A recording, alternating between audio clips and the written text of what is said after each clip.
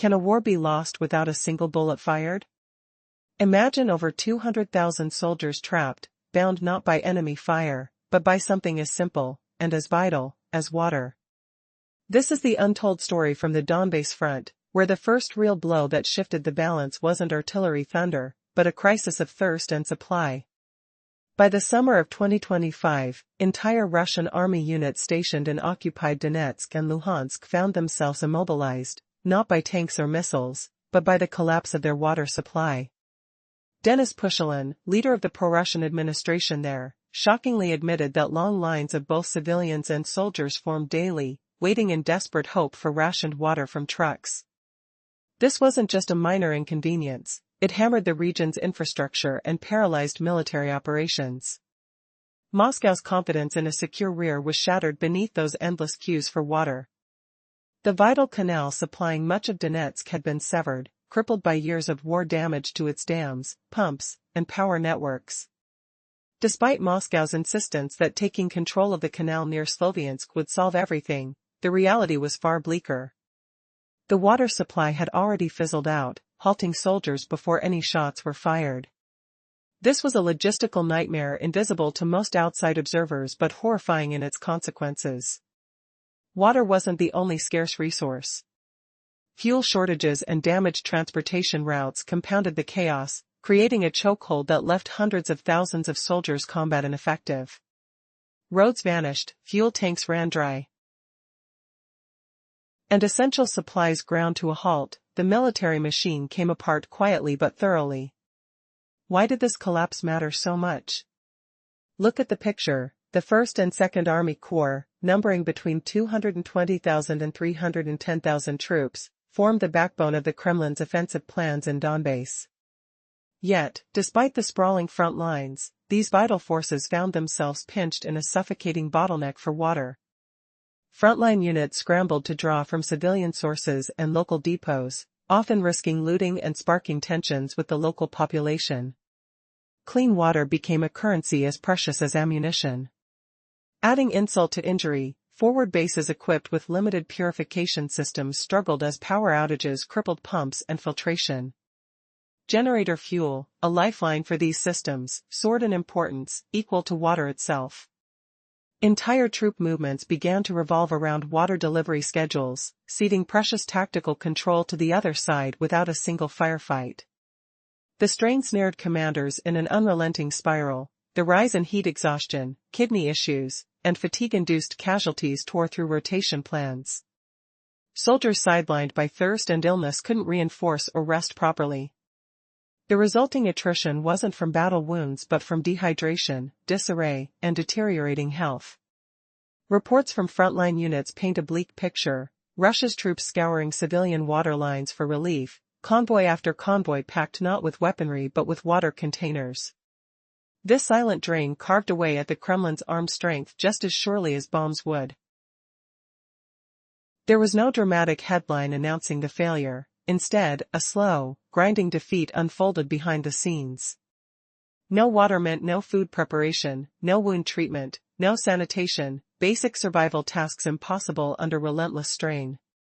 Ammunition stockpiles became hazardous without proper disinfection. The Kremlin's secure rear became a myth, dissolving into hot dust and thirst-quenching queues. What began with infrastructure shattered in fierce battles quickly snowballed into a humanitarian and military catastrophe. The vital Severki-Donetsk-Donbass Canal, a lifeline since 1958, was reduced to a patchy trickle, severed by combat and the fragile network of pumping stations, many darkened by war-damaged power grids.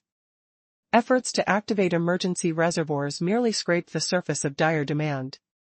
Communities watched as water arrived only in spasms, hours every few days, yards empty and cracked from thirst.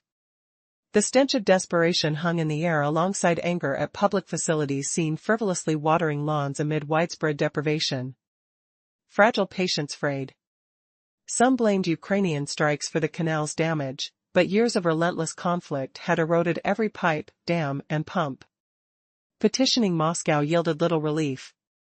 Repair crews risked travel through war zones, often halted by shelling and power outages.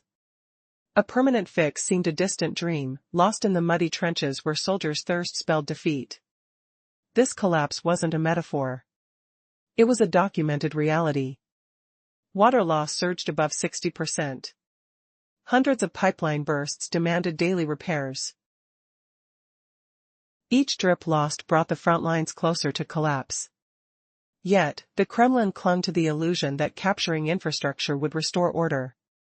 Instead, the damage to energy supplies and infrastructure repeatedly cut off the fragile flow of life-giving water.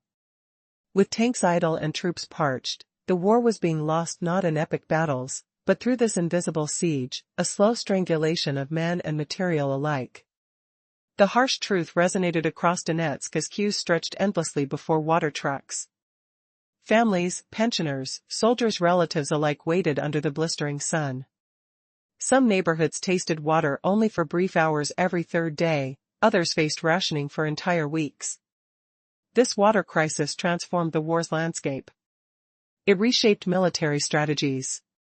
Water stopped the guns. It muted movements. It drained will and flesh alike. When basics vanish, how can an army fight? With pipes broken, power off, and hearts burning with thirst, the stage was set for the inevitable. What happens when thirst seizes an army tougher than bullets? The answer lies deep along the cracked banks of the Suez Canal, and in the silent suffering that drowned Moscow's grand designs. Previously, we explored how the Russian military's main forces in Donetsk and Luhansk, numbering between 220,000 and 310,000 troops, faced a crippling disruption in their supply lines, especially when it came to water. This wasn't just a logistical hiccup, it became a fundamental obstacle that threatened their entire offensive in Donbass. Now, imagine a vast front line stretching across the region. Yet, despite this wide expanse, Russia's primary army corps found themselves trapped in an unbearable shortage of water. How could such a massive force be paralyzed by something as basic as thirst? The answer lies in desperate measures. Frontline units had no choice but to tap into civilian water sources and local depots. This blurred the lines between soldiers and civilians, sparking tension and raising fears of looting. Security became a nightmare. Water purification devices at the forward bases were often powerless against contamination.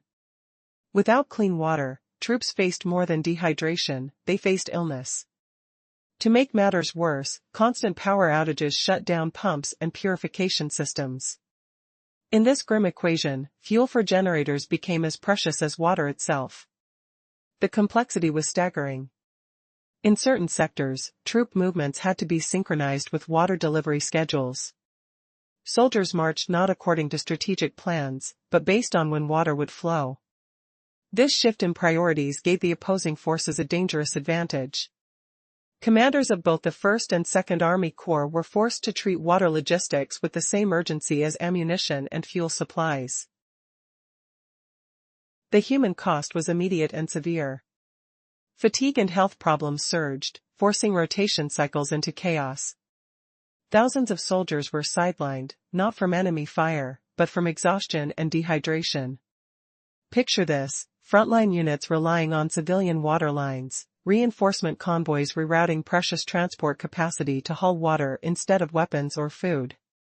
This invisible enemy, water scarcity, was inflicting attrition without a single bullet fired.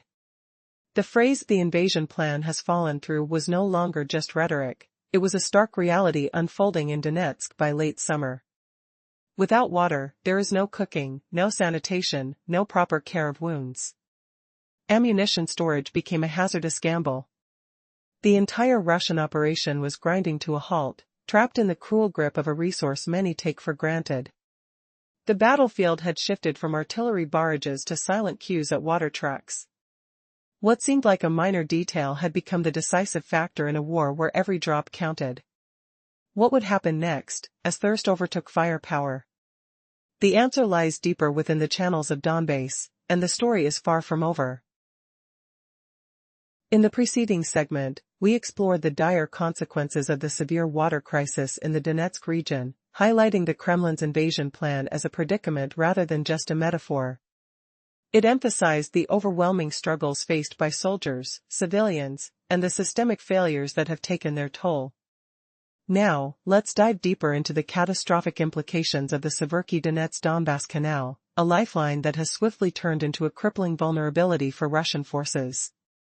This canal, which began operations in 1958, stretches approximately 133 to 135 kilometers, intertwining the Severki Donets and Kalmos rivers, historically fulfilling around 94% of the region's water requirements. But as the war ravaged the infrastructure, the canal itself became a battlefield fragment. Disturbingly, its water flow has become erratic, oscillating dangerously due to damage and power outages, creating a dire supply crisis. The Russian administration, scrambling to address these pressing needs, resorted to an emergency reservoir, the Catch. Its capacity falls alarmingly short of the growing demand. Reports streaming in from the field depict a bleak reality. Some neighborhoods receive water for merely a few hours every 3 days, while endless lines of thirsty civilians snake around tanker trucks throughout the day.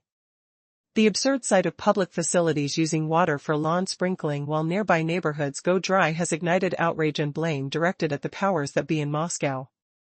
Local authorities, caught between a rock and a hard place, deflect responsibilities, alleging that damage to the canal's essential segments is the work of the opposing forces. Yet, the prevailing truth reveals that the war's relentless destruction has laid waste to infrastructure as a whole. Bottled water now reigns supreme, a luxury that only some can afford, as systemic devastation mounts. Think back to the chaos of battles in Avdiivka, where the bombing of the Kurivka reservoir's dam upended water supplies, intensifying the urgency and despair among soldiers and citizens alike. But that's not all. The situation is about to spiral even further out of control. How long can the troops last under such dehydrating conditions before fatigue and desperation take an irreversible toll? As the struggle for survival heightens, the true price of this war becomes alarmingly clear. With every drop of water lost, could the very fabric of Russian military strength unravel before our eyes? As the sun sets on another scorched day, the question hangs in the air like a storm cloud: what will break first, morale or the dam itself? In the previous section, we examined how a devastating water crisis unfolded as a direct result of relentless destruction across the battlefield. The battles around Avdiivka had already disrupted the balance of water supply, leading to severe consequences for the Russian military. Now, the situation worsened in 2024 when an explosion damaged the Kurikov Reservoir Dam, exacerbating the water crisis.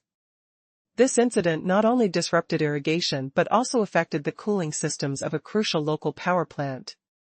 In the early days of the conflict, the detonation of the Osil Reservoir Dam during the chaotic retreat of Russian forces triggered a catastrophic failure of water levels in the upper basin.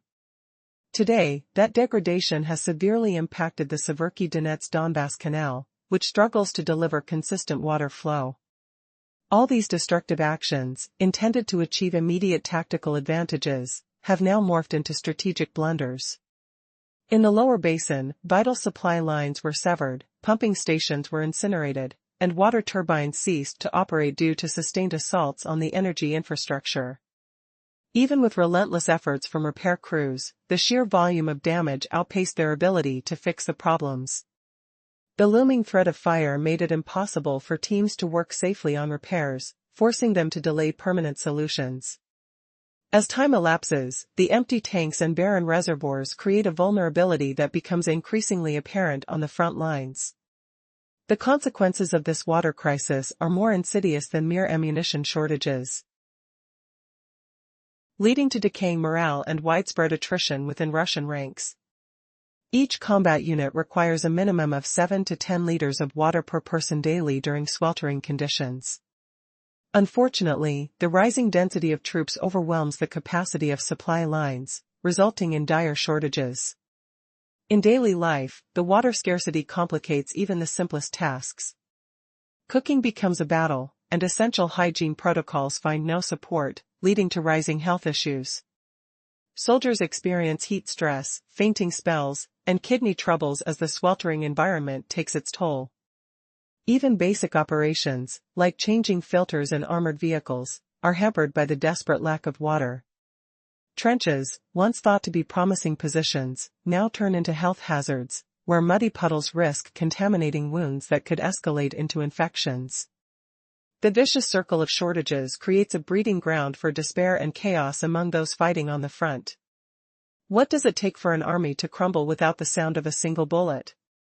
As the once formidable forces are choked by thirst, we are left to ponder the bleak fate that awaits when basic survival needs go unmet. In the heart of a harsh conflict, the Russian forces found themselves facing an unexpected adversary, a crippling water crisis. As logistics officers scrambled to transport vital supplies, the dire situation escalated.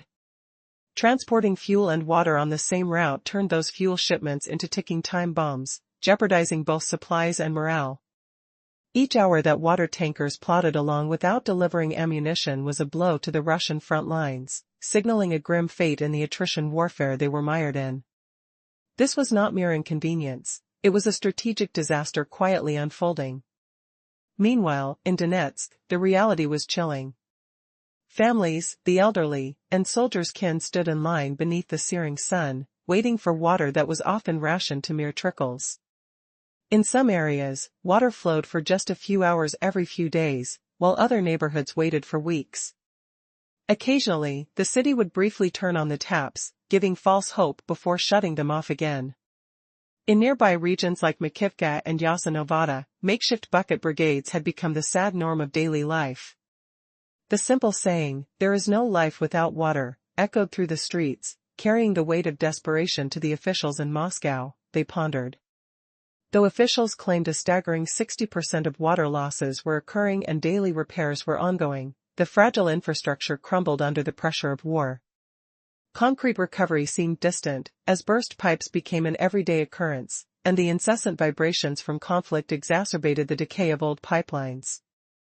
Thus, the Kremlin's optimistic assertion that capturing a strategic canal would solve the water crisis fell flat against the stark reality on the ground.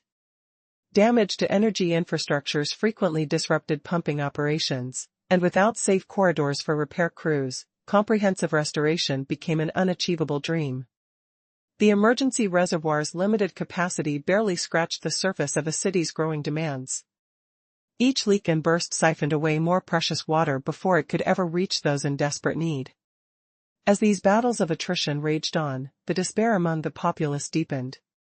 Access to basic needs transformed from a right into a struggle for survival, as the simple act of turning on a tap became a fleeting luxury amidst the chaos of war. What would it take to quench the thirst of a beleaguered city caught in a relentless struggle for existence? Would anything change before it was too late? Previously, we saw how the emergency reservoir's limited capacity falls far short of meeting the needs of a city caught in crisis.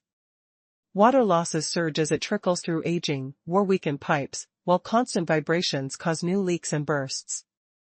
The question commanders face now is no longer water or ammo first, but an agonizing choice between two essentials, both impossible to secure fully. Rationing has ceased to be a mere management strategy and has become a relentless condition of deprivation. Meanwhile, the stakes keep climbing. Water-dependent operations at the front face growing hazards. This isn't just a short-term glitch, it's a slow-burning catastrophe turning tactical moves into strategic failures. The water crisis in Donbass is but one layer of a complex web of logistical attrition. Waves of strikes on refineries and critical supply hubs have slashed fuel production and distribution by double-digit percentages. Rail lines, bridges, and supply trains face relentless attacks, squeezing fuel and water transports onto the same fragile arteries. Bridges once vital for cross-region logistics have been knocked out, creating dangerous weak links stretching from Belgorod to Kursk, then into Donetsk.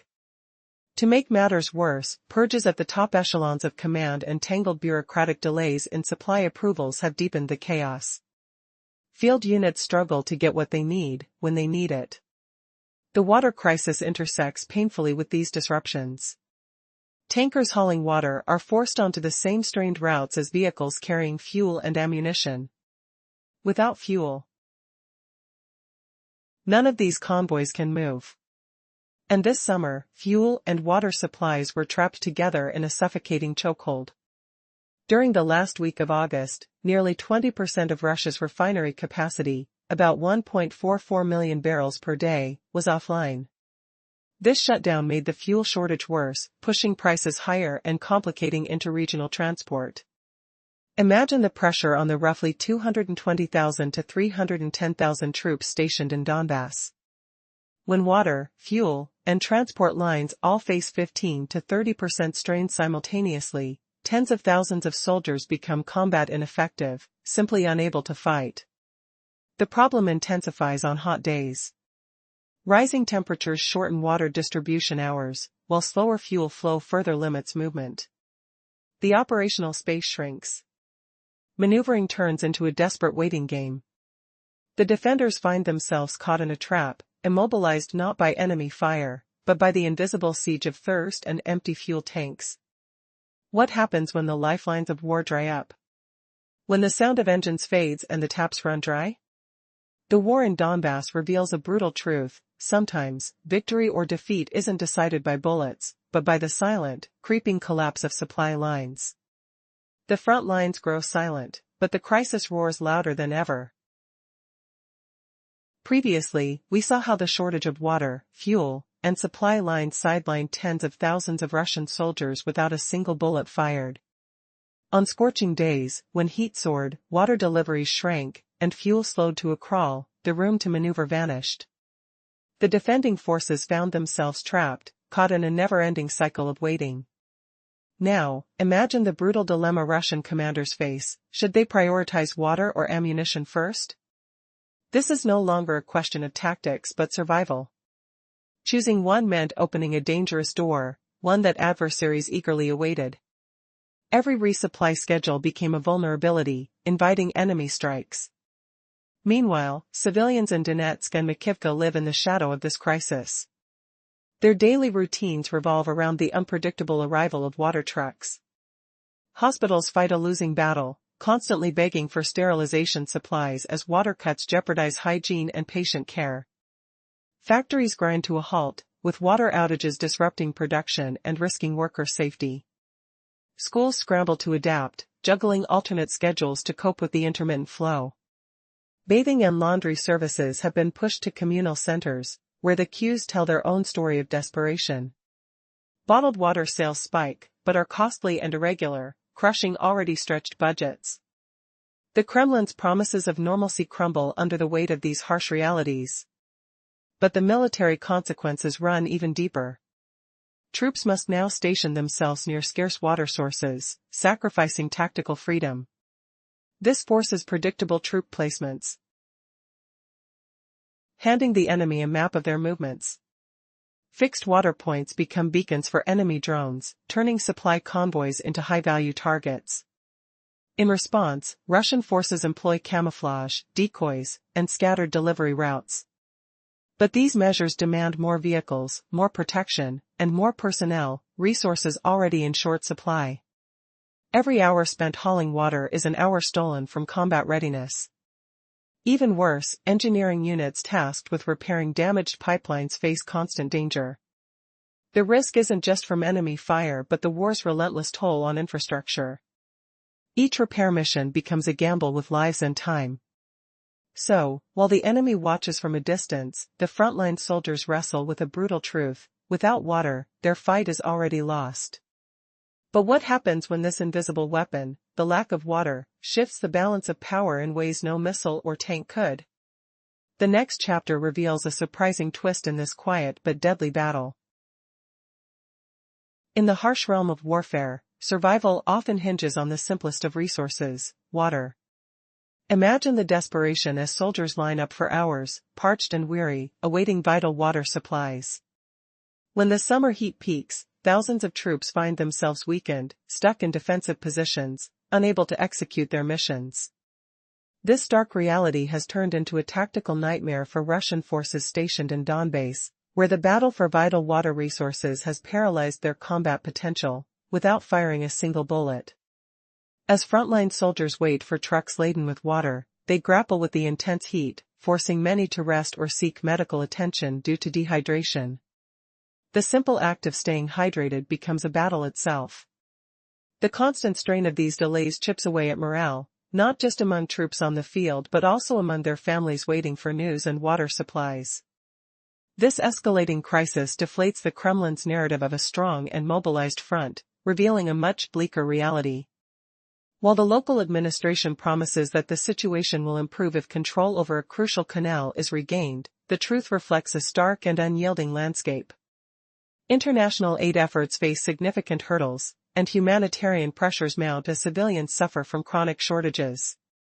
Tensions grow within the ranks as commanders lose sight of what's most critical, ensuring their soldiers' basic needs are met.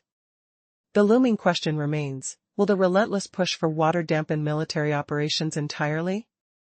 In the coming months, 3 distinct scenarios unfold before us.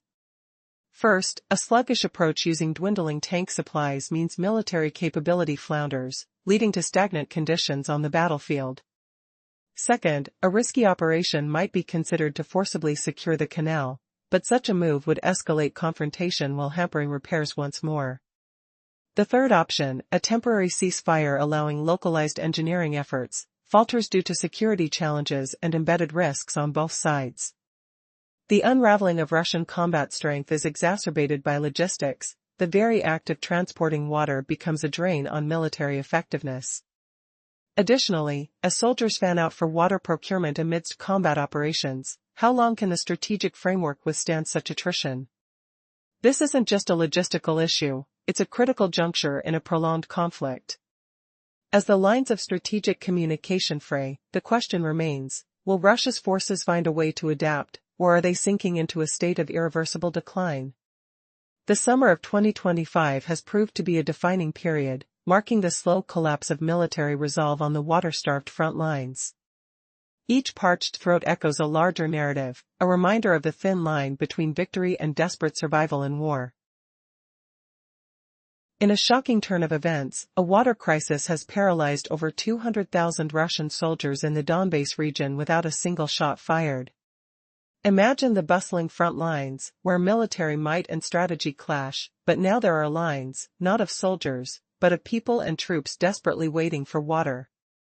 This wasn't a failure of artillery, but rather a breakdown of the very infrastructure that supports them.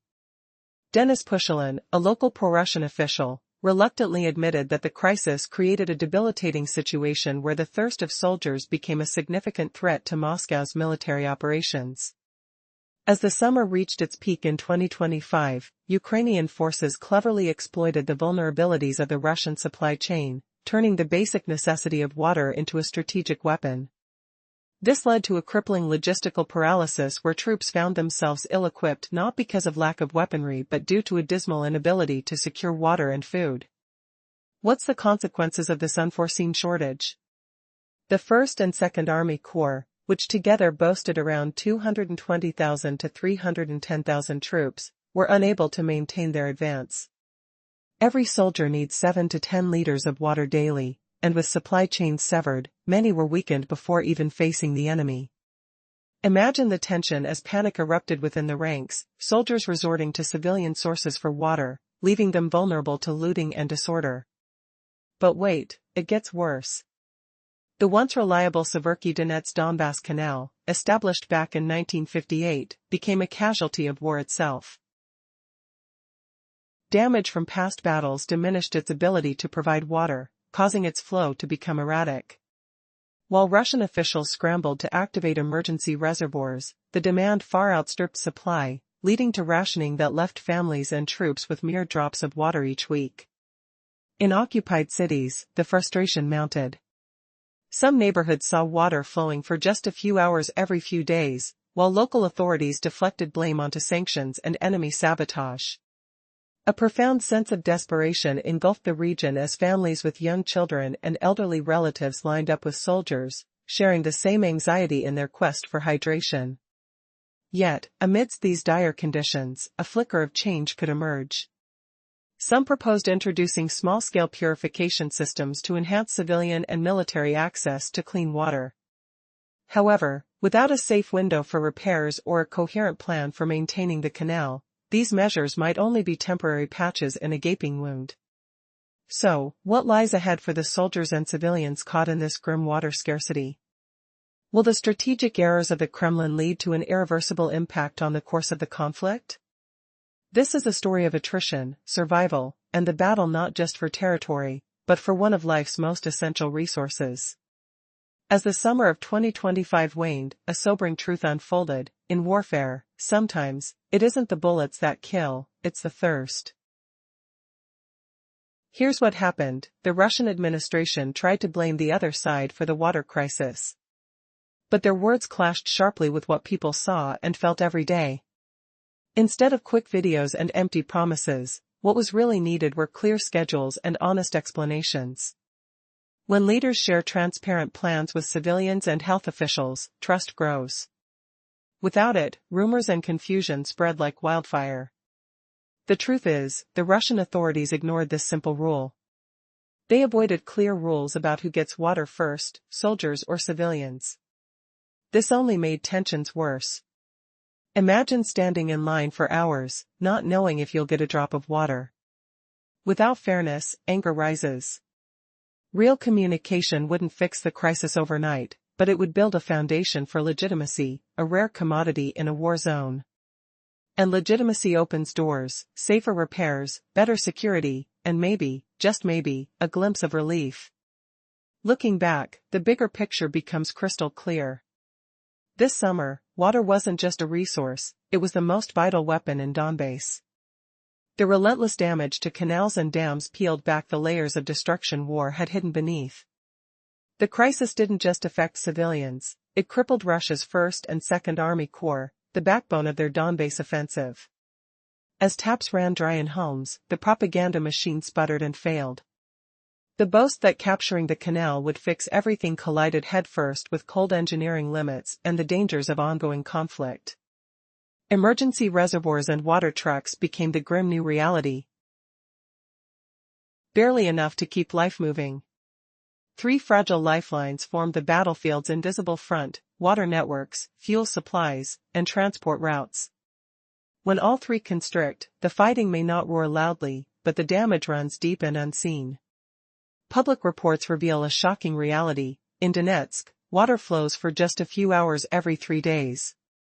Meanwhile, intense clashes along the Kursk axis throughout summer show the desperate struggle to control this lifeline. What if the real war isn't fought with bullets, but with thirst and silence? What happens when soldiers face the enemy not with weapons, but with empty canteens? The story unfolding in Donbass is not just about territory, it's about survival itself. And the question lingers: can an army fight without water? The answer is already written in the dusty, cracked taps and the long lines waiting under a scorching sun. Previously, we saw how water shortages forced entire neighborhoods in Donetsk into ration supply, only a few hours every 3 days, and frontline battles raged fiercely along the Kursk axis all summer. The slogan, "Take the Canal," became a grim mantra, reflecting desperate attempts to regain control of vital water sources. Now, imagine a situation where energy and fuel supplies collapse alongside water. During this same time, refinery operations in the region plunged to just 20% capacity. 5 key refineries, massive engines of supply, were completely shut down.